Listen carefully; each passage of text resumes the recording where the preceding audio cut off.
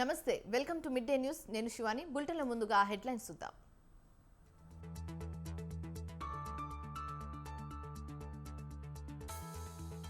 కసరత్తు పూర్తి సాయంత్రం అభ్యర్థులను ప్రకటించే ఛాన్స్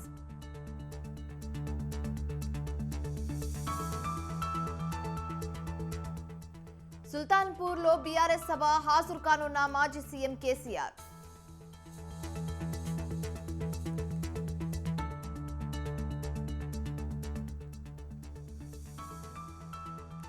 జగన్ చంద్రబాబు ఇద్దరు ప్రజలను పట్టించుకోలేదు వైసీపీ పాలనలో అభివృద్ధి లేదన్న షర్మిల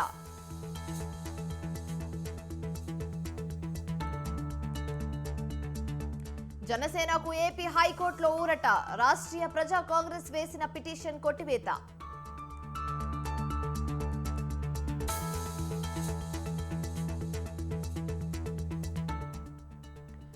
కాసేపట్లో కవిత బెయిల్ పిటిషన్ పై విచారణ సాధారణ బెయిల్ కోరుతూ కవిత పిటిషన్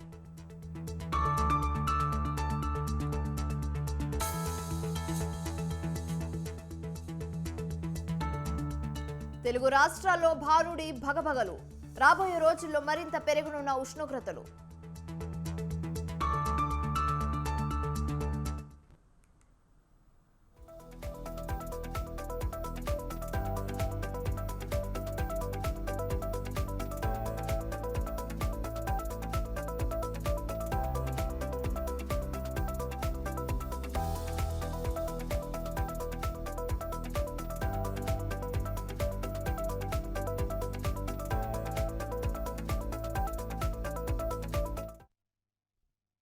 చూస్తున్నాం.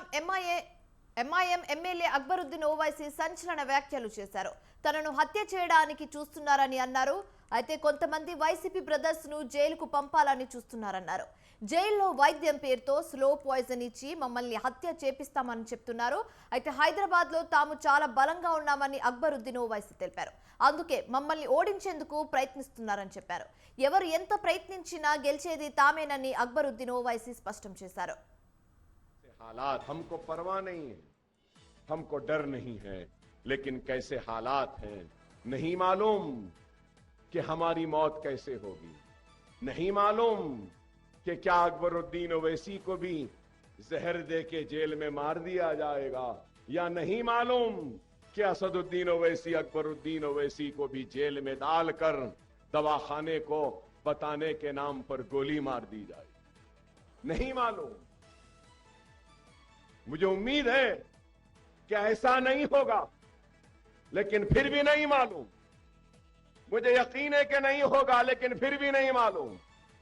हमको परवाह नहीं है, हमको डर नहीं है, लेकिन कैसे हालात हैं नहीं मालूम कि हमारी मौत कैसे होगी, नहीं मालूम कि क्या अकबरुद्दीन ओवैसी को भी जहर दे के जेल में मार दिया जाएगा, या नहीं मालूम कि असदुद्दीन ओवैसी अकबरुद्दीन ओवैसी को भी जेल में डालकर दवाखाने को बताने के नाम पर गोली मार दी जाए, नहीं मालूम।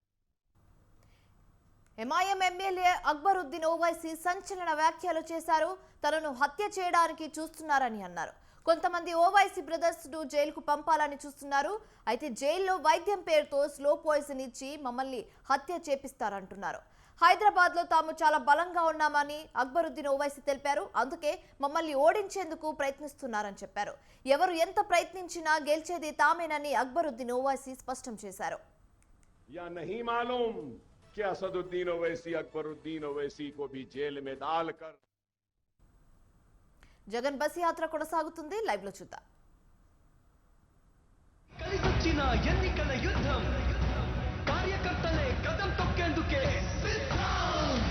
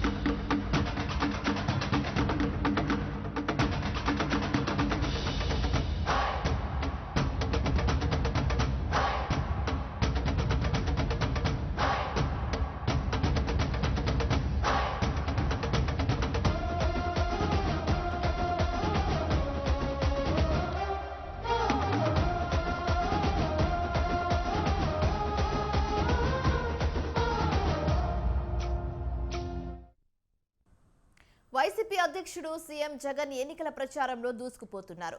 రాయిదాడి ఘటన అనంతరం నిన్న తిరిగి మేమంతా సిద్ధం బస్సు యాత్ర ప్రారంభించిన జగన్ ఎన్టీఆర్ జిల్లా నుంచి పశ్చిమ గోదావరి జిల్లాలోకి ప్రవేశించారు. అయితే ఇవాళ 16వ రోజు జగన్ బస్సు యాత్ర కొనసాగుతున్నారు. యాత్రలో భాగంగా బస్సు నుంచి కిందకు దిగి ప్రజలతో మాట్లాడుతూ వారి సమస్యలు తెలుసుకుంటున్నారు. అయితే వచ్చే ఎన్నికల్లో మళ్లీ అధికారంలోకి రావడమే లక్ష్యంగా జగన్ యాత్ర కొనసాగుతుంది. ప్రజలు కూడా ఆయనకు బ్రహ్మరథం పడుతున్నారు.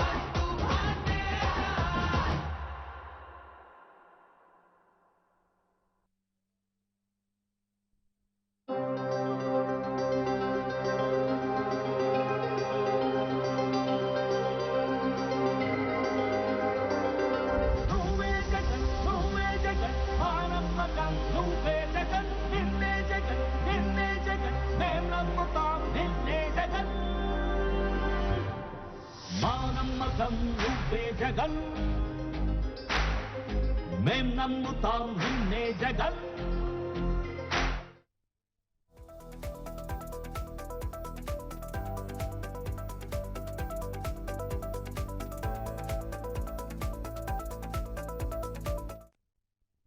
వైసీపీ అధ్యక్షుడు సీఎం జగన్ చేపట్టిన మేమంతా సిద్ధం బస్సు యాత్ర 16వ రోజు కొనసాగుతుంది. ఈ యాత్రలో భాగంగా సీఎం జగన్ రాత్రి బస చేసిన నారాయణపురం దగ్గర నుంచి జగన్ బయలుదేరారు. ప్రస్తుతం నిడమర్రు క్రాస్ చేశారు. గణపవరం మీదుగా ఉండి చేరుకుంటారు. ఉండి శివారులో సీఎం జగన్ భోజన విరామం తీసుకుంటారు. అనంతరం అక్కడి నుంచి బయలుదేరి Bhimavaram bypass road Gantri Venkateswararao junior college వద్ద సాయంత్రం 3:30 బహిరంగ సభలో పాల్గొంటారు. సభ అనంతరం పిప్పర పెరవల్లి సిద్ధాంతం క్రాస్ మీదుగా ఈతకోట శివారు ఏర్పాటు చేసిన రాత్రి బస శిబిరానికి సీఎం చేరుకుంటారు.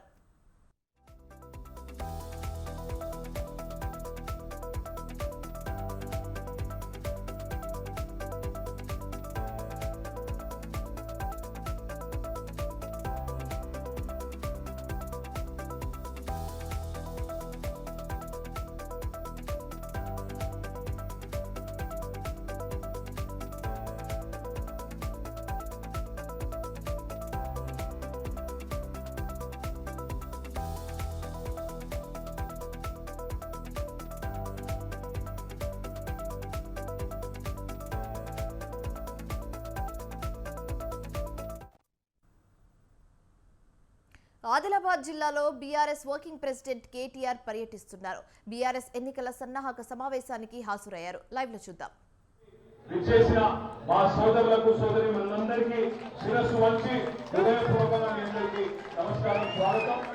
ఆదిలాబాద్ పట్టణంలో ఉన్న పాత్రికేయ మిత్రులకు కూడా ప్రత్యేకంగా హృదయపూర్వకంగా మీ అందరికీ కూడా నమస్కారం. చాలా కాలం తర్వాత ఇవాళ ఆదిలాబాద్ పట్టణానికి రావడం జరిగింది. మీ అందరికీ కూడా స్వాగతానికి ఇక్కడికి వచ్చిన సందర్భంగా మీరు ఇచ్చిన స్వాగతానికి హృదయపూర్వకంగా ధన్యవాదాలు. హృదయపూర్వకంగా మీ అందరికీ కూడా నమస్కారాలు. సీఎం జగన్ పై టీడీపీ నేత ఆనం వెంకటరమణారెడ్డి తీవ్ర వ్యాఖ్యలు చేశారు. పెద్ద తీర ప్రాంతం ఉన్న రాష్ట్రంపై జగన్ కళ్ళు పడ్డాయని ఆరోపించారు. తీవ్ర ప్రాంతాన్ని గేట్వే ఆఫ్ ఇండియాగా చేయాలని చంద్రబాబు అనుకున్నారని అన్నారు. అయితే సీఎం కాగానే జగన్ కళ్ళు తీర ప్రాంతంపై పడ్డాయని తెలిపారు. గేట్వే ఆఫ్ ఇండియా కాదు, గేట్వే ఆఫ్ జగన్ గా మార్చుకోవాలన్నారని ఆరోపించారు. కబ్జా చేయాలంటే జగన్ కు మొదట గుర్తుకు వచ్చేది విజయసాయిరెడ్డి ఎద్దేవా చేశారు. అరబిందో సంస్థ జగన్ కు బినామీగా వ్యవహరిస్తుందని ఆనం వెంకటరమణారెడ్డి ఆరోపించారు. తీర ప్రాంతం మీద అతను కన్నుబడిన తర్వాత ఫస్ట్ గుర్తొచ్చేది ఎవరు? జగన్మోహన్ రెడ్డికి. ఏదైనా కబ్జా చేయాలన్నా, ఏదైనా తీసుకోవాలన్నా, ఏదైనా బెదిరించాలన్నా ఫస్ట్ జగన్మోహన్ రెడ్డికి గుర్తొచ్చేది మా పొట్టి సారాయి Reddy, Vijayasai Reddy, the financial criminal. Jaganmohan రెడ్డికి పెద్ద బ్రోకర్ అయిన విజయసాయి రెడ్డి రంగంలోకి మన హాఫ్ టికెట్ జగన్మోహన్ రెడ్డి ఈ పొట్టి సారాయి రెడ్డిని రంగంలోకి దింపాడు. 2019లో ముఖ్యమంత్రి అవ్వంగానే జగన్మోహన్ రెడ్డి కళ్ళు పడకుండా ఉంటాయా? 972 కిలోమీటర్స్ కోస్ట్ లైన్ తీర ప్రాంతం జగన్మోహన్ రెడ్డి కళ్ళు పడకుండా ఉంటాయా? పడ్డాయి. అన్ని పోర్ట్ల మీద పడ్డాయి. అప్పుడే స్టార్ట్ అయింది. జగన్ అసమర్థ పాలనలో పేదల జీవనం ప్రశ్నార్థకమైందని లంకా దినకర్ అన్నారు. ఆర్థికంగా ఆదాయాలన్నీ పడిపోయి అవస్థలు పడుతున్నారని తెలిపారు. అయితే ఉద్యోగ ఉపాధి అవకాశాలు లేక వలసలు వెళ్లే పరిస్థితి ఏర్పడ్డాయన్నారు. రాష్ట్రంలో ఉన్న పరిశ్రమలు వెళ్లిపోగా కొత్తవి రాలేదని చెప్పారు. అయితే సంక్షేమం పేరుతో వేల కోట్లు జగన్ దోచుకున్నారని ఆరోపించారు. వివిధ వస్తువుల తయారీ కానీ సేవల రూపంలో మన్నెత్తి మీద పడేటటువంటి పరిస్థితి. రాష్ట్రంలో తయారయ్యేటటువంటి ప్రతి వస్తువు మరియు సేవల వినియోగం పైన భారం మొత్తం కూడా ప్రజల మీదే పడతా ఉంది. ఈ భారం మొత్తం కూడా ప్రజలే మోయవలసి వస్తుంది. ఈ మొత్తం వ్యయం భారతదేశంలోనే అత్యధికంగా మన రాష్ట్రంలో పడటం చాలా దౌర్భాగ్యమైనటువంటి పరిస్థితి. ఇది జగన్మోహన్ రెడ్డి గారి యొక్క పాలనకి ఆయన పాలనలో ఉన్నటువంటి ఆయన దక్షతకి ఇది ఒక తీరుగా కనబడుతుంది. ఈ ఆంధ్రప్రదేశ్లో కాంగ్రెస్ పై బీజేపీ రాజ్యసభ సభ్యుడు లక్ష్మణ్ తీవ్రంగా ఫైర్ అయ్యారు. రైతులు లోక్సభ ఎన్నికల్లో కాంగ్రెస్ కు ఎందుకు ఓటు వేయాలో సీఎం రేవంత్ రెడ్డి సమాధానం చెప్పాలని డిమాండ్ చేశారు. బీజేపీ మాదిరిగానే కాంగ్రెస్ ప్రభుత్వం మాటల గారడితో కాలం వెల్లదీస్తుందని విమర్శించారు. రైతులకు వరి పంట బోనస్ ఇవ్వలేదని, వచ్చే సీజన్ కు ఇస్తామంటున్నారని చెప్పారు. అయితే ఇదేమైనా వాయిదాల ప్రభుత్వమా అని ఎద్దేవా చేశారు. మంత్రి ఉత్తమ్ ఆత్మహత్యలే లేవని చెప్తున్నారని విమర్శించారు. అయితే గతంలో బీఆర్ఎస్ నేతలు అవినీతి పరులన్న రేవంత్ రెడ్డి ఇప్పుడు ఎందుకు కాంగ్రెస్ పార్టీలో చేర్చుకుంటున్నారని లక్ష్మణ్ ప్రశ్నించారు. కాంగ్రెస్ పార్టీకి ఎందుకు ఓటు వేయాలి? మీరు బీఆర్ఎస్ మాదిరిగానే మాటల గారడితో కాలం వెలిపించుకుంటూ ఈ రకంగా ఫక్తు రాజకీయం. కాంగ్రెస్ అంటేనే పచ్చి అబద్ధాలు, మోసము, కుట్రలు, కుతంత్రాలు, ఎమోషనల్ బ్లాక్మెయిలింగ్ రాజకీయాలు. 100 రోజుల్లో మరి 2 లక్షల రూపాయలు రుణమాఫీ చేయనందుకు ఓటేయాలనా? లేదా 100 రోజుల్లో 15,000 రూపాయలు రైతు భరోసా ఇవ్వనందుకు మీకు ఓటేయాలనా? 12,000 రూపాయలు రైతు కూలీ అకౌంట్లో వేయనందుకు మీకు ఓటు వేయాలనా? 100 రోజుల్లో ప్రతి మహిళకు 2,500 రూపాయలు మళ్ళీ ఇవ్వనందుకు మీకు ఓటు వేయాలనా? రేవంత్ రెడ్డి గారు జవాబు చెప్పాలి. 100 రోజులు అభయహస్తం పేరు మీద మరి నెలకు 4,000 పెన్షన్లు ఇవ్వక వరంగల్ జిల్లాలో election war tug of war గా సాగుతుంది. ఓరుగల్లు రాజకీయాలు నువ్వా నేనా అన్న రేంజ్ లో విమర్శలు ప్రతి విమర్శలతో సమ్మన్ను మించి కాక పుట్టిస్తున్నాయి. అయితే పార్లమెంటు బరిలో సై అంటే సై అంటూ గెలిపే లక్ష్యంగా పావులు కదుపుతున్నారు. ఒకగూటి పక్షులే ప్రత్యర్థులుగా మాటల దాడికి దిగుతున్నారు. దీంతో కౌంటర్ అటాక్లు, సెటారికల్ కమెంట్లతో ఓరుగల్లో పొలిటికల్ హీట్ సెగలు కక్కుతోంది.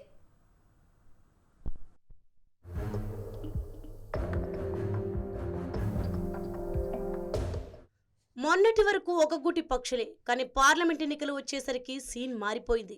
ఆలింగనాలు చేసుకున్న మిత్రులు కాస్త పచ్చగడ్డి వేస్తే బగ్గుమనేంతలా రాజకీయ శత్రువులయ్యారు. కడియం శ్రీహరి కూతురు కావ్య, మారపల్లి సుధీర్, ఆరూరి రమేష్ కొద్ది రోజుల ముందుకు వరకు గులాబీ దళంలో పార్టీ కోసం పనిచేశారు. అయితే తమ రాజకీయ భవిష్యత్తు కోసం ఆ ముగ్గురులో 2 పార్టీ ఫిరాయించేశారు. కడియం కావ్య హస్తం చేయి అందుకుంటే ఆరూరి రమేష్ కాషాయం జెండా కప్పుకున్నారు. అలా కండువా మారిపోయారో లేదో ఇలా గెలుపు వ్యూహాలు రచిస్తూ పక్కలో బల్లెంలా తయారయ్యారు. ఒకరిపై ఒకరు విమర్శలు ప్రతి విమర్శలతో తగ్గేదేలే అంటూ రెచ్చిపోతున్నారు. ఏ చిన్న అవకాశం దొరికినా ప్రజల్లో వారిని పలుచన చేసే పనిలో పడ్డారు.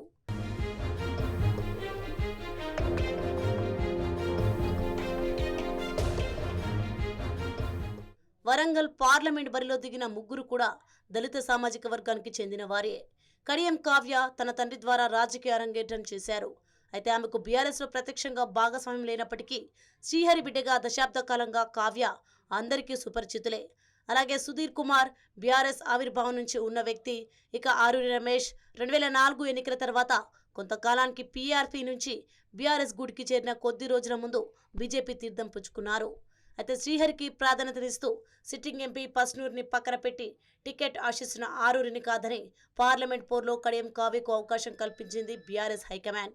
ఆ సమయంలో ఆమెకు పార్టీలో ప్రాథమిక సభ్యత్వం కూడా లేదు. కేవలం కడియం శ్రీహరి కుమార్తెగానే పార్టీ అధిష్టానం కావ్యకు టికెట్ ఇచ్చింది. కడియం శ్రీహరి పార్టీ ఫిరాయించకుండా ఉండేందుకు రాజకీయ ఎత్తుగడతోనే గులాబీ బాస్ ఈ నిర్ణయం తీసుకున్నారు. అయినప్పటికీ కేసీఆర్ వ్యూహం ఫలించలేదు. ఆయన ఊహించినట్టే కడియం షాక్ ఇస్తూ పార్టీ ఫిరాయించారు. బీఆర్ఎస్ అధికారం కోల్పోయి గడ్డు పరిస్థితులను ఎదుర్కొంటున్న వేళ తన కూతురు విజయం అంత సులువు కాదని భావించిన శ్రీహరి కాంగ్రెస్ హవా నడుస్తుండటంతో ఆ పార్టీలోకి జంప్ అయిపోయారు. ఇచ్చిన అవకాశం కూడా వద్దనుకొని కూతురుతో సహా హస్తం తీర్థం పుచ్చుకున్నారు.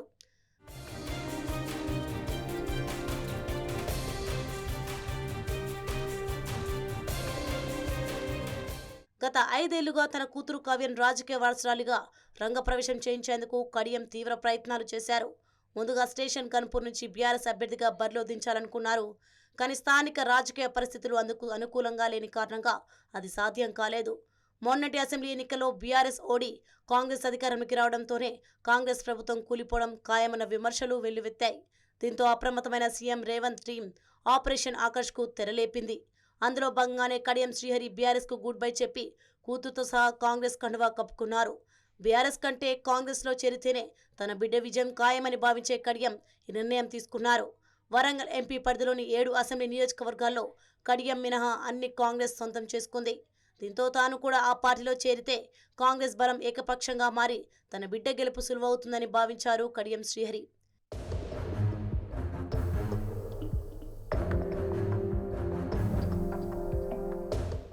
కడియం కావ్య బీఆర్ఎస్కు గుడ్ బై చెప్పడంతో ఉద్యమకారుడైన మారపల్లి సుధీర్ను బరిలో దించింది బీఆర్ఎస్.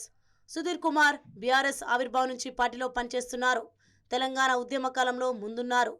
పార్టీకి ఆయన సేవలు గుర్తించి హన్మకొండ జెడ్పీ చైర్మన్గా అవకాశం కల్పించారు కేసీఆర్. ముందు నుంచి పార్టీకి కేసీఆర్తో పాటు కెప్టెన్ లక్ష్మీకాంతారావుకు విధేయుడిగా ఉన్నారు సుధీర్ కుమార్. ఏనాడు పార్టీని ఇబ్బందులు పెట్టిన సందర్భం లేదు. పైగా మాదిగ సామాజిక వర్గానికి చెందిన వ్యక్తి, విద్యావంతుడు, జెడ్పీ చైర్మన్గా చేసిన అనుభవం ఉంది. దీంతోనే కేసీఆర్ మారపల్లికి అవకాశం కల్పిస్తూ టికెట్ ఇచ్చారు. మరోవైపు ఈ నిర్ణయంతో ఉద్యమకారులను గౌరవించినట్లుంటుందని, తనపై వస్తున్న విమర్శలకు కొంతైనా చెక్ పెట్టవచ్చని భావించారు కేసీఆర్. దీంతోనే సుధీర్ కుమార్ను పార్లమెంట్ ఎన్నికల రేసుకు ఎంచుకున్నారు. మరోపక్క ఆరూరి, కడియం పార్టీ ఫిరాయించడంతో కేడర్ ఆగ్రహంగా ఉన్నారు. ఈ సెంటిమెంట్ పంచాలంటే ఉద్యమకారుడనే బ్రాండ్ ఉపయోగపడుతోందన్న ఎత్తుగడ వేశారు. తాటికొండ రాజయ్యకు టికెట్ ఇస్తే పార్టీని కాదన్న వ్యక్తిని పిలిచి అవకాశం ఇచ్చారనే విమర్శలకు తావిచ్చినట్టు అవుతుందని బీఆర్ఎస్ హైకమాండ్ ఈ నిర్ణయం తీసుకుంది.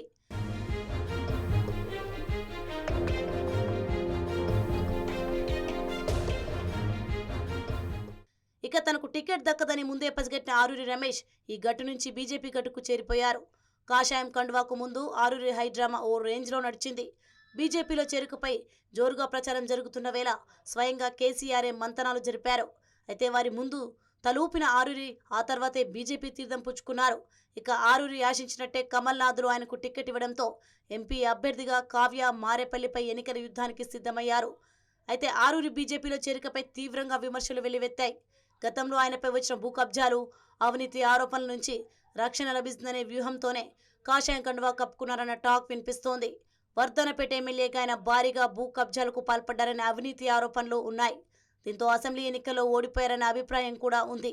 అయితే బీజేపీకి సరైన అభ్యర్థి లేకపోవడం, ఆర్థిక బలం, మాదిగ సామాజిక వర్గం, స్థానికుడు మాజీ ఎమ్మెల్యే కావడంతో ఆరూరికి బీజేపీ గాలం వేసినట్లు తెలుస్తోంది.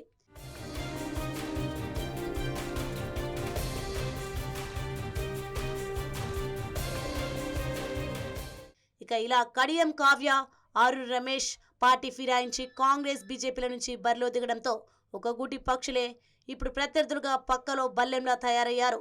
ఎవరికి వారు తీవ్రస్థాయిలో విమర్శలతో విరుచుకుపడుతున్నారు. ఈ సందర్భంగా ముఖ్యంగా కడియం శ్రీహరిని టార్గెట్ చేస్తున్నారు ఆరూరి రమేష్, మారెపల్లి. కడియం దళితులను ఎదగనివ్వలేదని, ఆయన ఎంతో మంది దళిత నాయకుల అవకాశాలను కడియం లాక్కున్నారని ఫైర్ అయ్యారు. కడియం కావ్య అసలు స్థానికురాలే కాదని, గుంటూరుకు చెందిన మహమ్మద్ కావ్యకు ప్రజలు ఎలా ఓట్లు వేస్తారని ప్రశ్నిస్తున్నారు బీఆర్ఎస్ బీజేపీ అభ్యర్థులు. వీరికి కావ్యతో పాటు కడియం కూడా కౌంటర్ ఇచ్చారు. తండ్రి కులమే పిల్లలకు వర్తిస్తుంది అంటూ విమర్శలను తిప్పికొట్టారు. ఆరూరి రమేష్ మాత్రం కడియం పైన విరుచుకుపడుతున్నారు. కడియం స్వార్థపరుడని, మాదిగలను అణచివేశారని, మొన్నటి ఎన్నికల్లో తన ఓటమికి బాధ్యుడిగా మారి పనిచేశారని విమర్శించారు.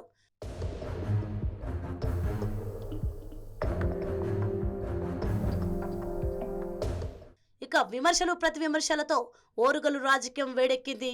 ఎన్నికలకు సమయం ఉండడంతో వీరి మధ్య డైలాగ్ వార్ మరింత ముదిరే అవకాశం కూడా ఉంది. మరి ఎలాగైనా గెలిచి తీరాలన్న కసిలో ఉన్న ముగ్గురిలో ప్రజలు ఎవరి వైపు ఉంటారు? విజయం ఎవరికి వర్తిస్తుంది? వరంగల్లో ఎవరి జెండా ఎగురుతుందనేది ప్రస్తుతం హాట్ టాపిక్గా మారింది.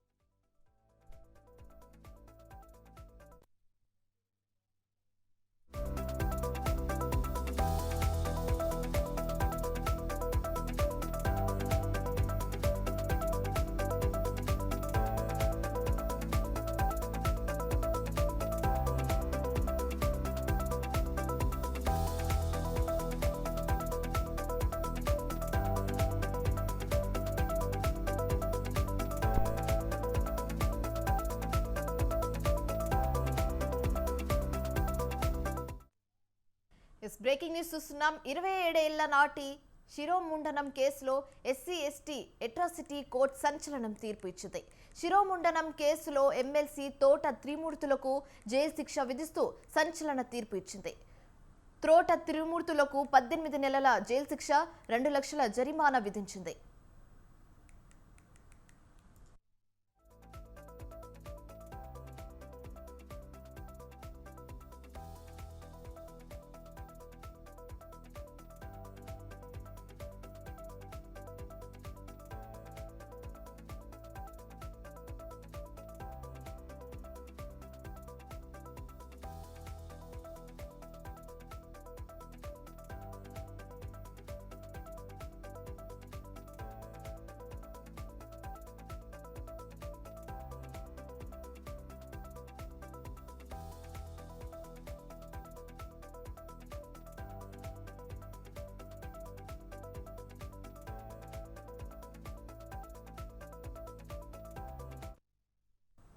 అయితే 1996 డిసెంబర్ 29 రామచంద్రపురం మండలం వెంకటాయపాలెంలో దళిత యువకులకు ఘోర అవమానం జరిగింది.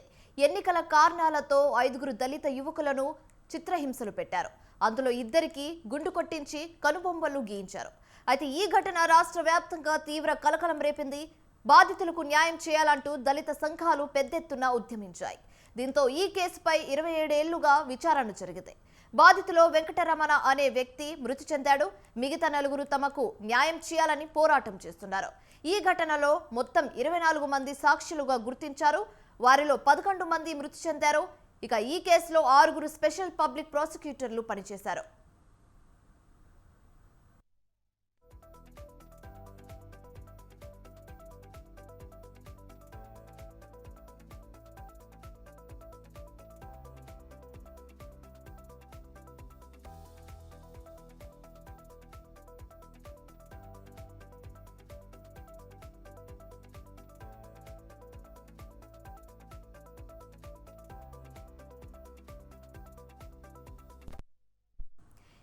ఏళ్ల నాటి శిరోముండనం కేసులో SC ST atrocity case court సంచలనం తీర్పిచ్చింది. శిరోముండనం కేసులో ఎమ్మెల్సీ తోట త్రిమూర్తులకు జైలు శిక్ష విధిస్తూ సంచలన తీర్పు ఇచ్చింది. తోట త్రిమూర్తులకు 18 నెలల జైలు శిక్ష, 2 లక్షల జరిమానా విధించింది.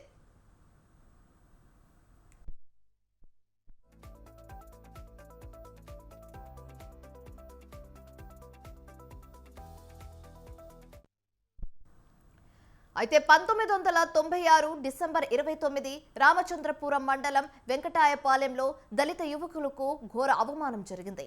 ఎన్నికల కారణాలతో 5 దళిత యువకులను చిత్రహింసలు పెట్టారు. అందులో 2కి గుండు కొట్టించి కనుబొమ్మలు గీయించారు. అయితే ఈ ఘటన రాష్ట్ర వ్యాప్తంగా తీవ్ర కలకలం రేపింది. బాధితులకు న్యాయం చేయాలంటూ దళిత సంఘాలు పెద్ద ఎత్తున ఉద్యమించాయి. దీంతో ఈ కేసుపై 27 ఏళ్లుగా విచారణ జరిగింది. బాధితులో వెంకటరమణ అనే వ్యక్తి మృతి చెందాడు. మిగతా 4 తమకు న్యాయం చేయాలని పోరాటం చేస్తున్నారు. అయితే ఈ ఘటనలో మొత్తం 24 మంది సాక్ష్యాలకు గుర్తించారు. వారిలో 11 మంది మృతి చెందారు. ఇక ఈ కేసులో 6 స్పెషల్ పబ్లిక్ ప్రాసిక్యూటర్లుగా పనిచేశారు. ఇక ఇదే అంశానికి సంబంధించి మరింత తాజా సమాచారం మా ప్రతినిధి చక్రధర్ ఫోన్ అందిస్తారు. చక్రధర్, చెప్పండి. Shivani, good afternoon. ఎన్నికల వేళ ఈ తీర్పు తోట త్రిమూర్తులు ఆయన ఎమ్మెల్సీ అదే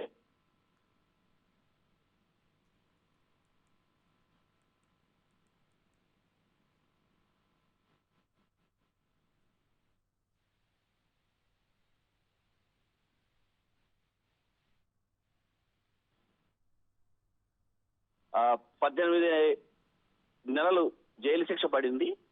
ఇది దాదాపు 28 సంవత్సరాలుగా ఆ బాధితులు చేస్తున్న న్యాయ పోరాటానికి వచ్చిన తీర్పుగా భావించాలి.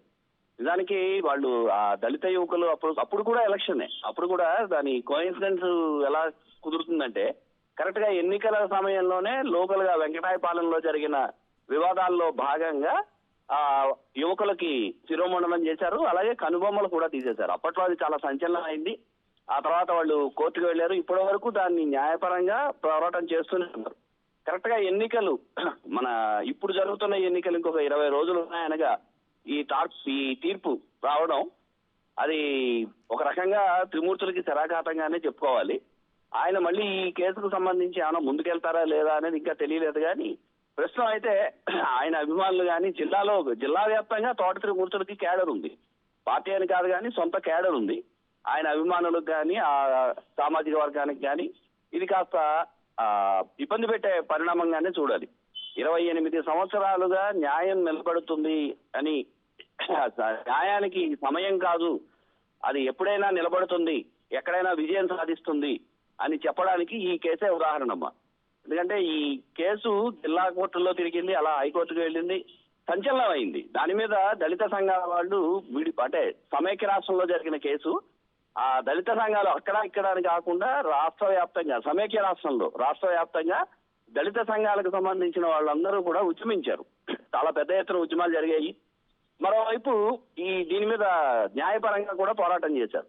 ఈ సమయంలో ఎన్నికల సమయంలో ఇంకో 20 రోజులు ఎలక్షన్ ఉందనగా ఈ తీర్పు రావడం ఆయనకి వ్యక్తిగతంగా తోట త్రిమూర్తులకి, పార్టీ పరంగా వైఎస్ఆర్ కాంగ్రెస్ పార్టీకి కూడా ఇబ్బందిగానే ఉంటుంది. ఇక ఇక్కడి నుంచి ఏంటంటే ప్రతిపక్షాలు దీన్ని అస్త్రంగా చూపించి వాడే అవకాశాలు అయితే ఎక్కువగా ఉన్నాయి. అయితే మరి వీళ్ళు మళ్ళీ కోర్టు ఇస్తారా, దీని మీద ఏముంది ఏంటి అనేది ఇంకా తేలాల్సి ఉంది. బహుశా సాయంత్రం లోపు అది కూడా తేలుతుంది. అయితే ఈ శిక్ష పడడం మాత్రం అటు దళిత సంఘాలకు సంబంధించి ఒక ఊపిరిగానే అనుకోవాలి. వాళ్ళు ఇంతనాళ్ళు 28 సంవత్సరాలు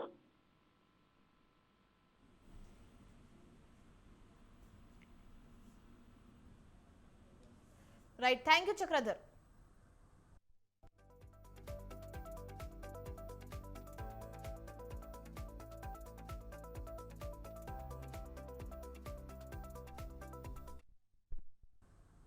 రైట్, ఇవి ఇప్పుడు వరకు updates. For more updates keep watching స్వతంత్ర.